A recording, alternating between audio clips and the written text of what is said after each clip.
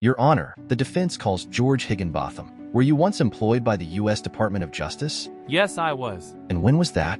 I was employed from August of 2016 through August of 2018. And why was your employment ended in August of 2018? I was terminated because of my involvement in a conspiracy having to do with an influence scheme with a number of other co-defendants.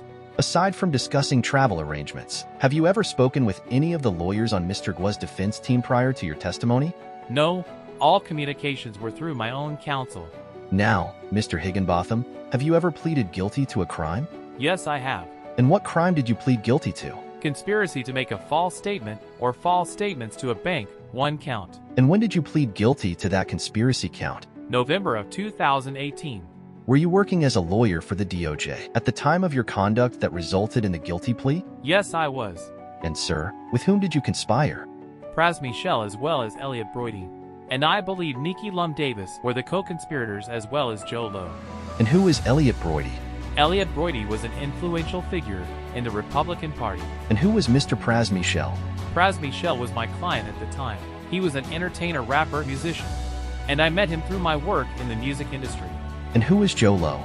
Joe Lowe is a financier who has been implicated in the 1MDB embezzlement scheme that took place earlier, a number of years ago. And what is your understanding of what the 1MDB scheme was? My understanding is that there was a sovereign wealth fund established in Malaysia, established by Joe Lowe in association with other government officials. Sovereign wealth fund is basically where the government of a country backs a particular financial instrument. It's my understanding that, or allegedly Joe Lowe was the mastermind behind embezzling billions of dollars from that sovereign wealth fund that is named 1MDB. At the time of the conspiracy, to your knowledge, was Mr. Lowe the subject of an asset forfeiture claim that was brought by the Department of Justice? Yes, he was. And those asset forfeiture claims related to Mr. Lowe's role in the 1MDB scandal? Yes, it was.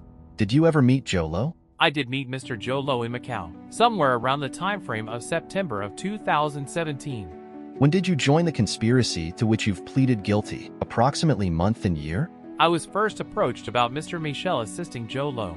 I would say the first 2 or 3 months of 2017. And how did you become involved in the conspiracy? During that first few months of 2017?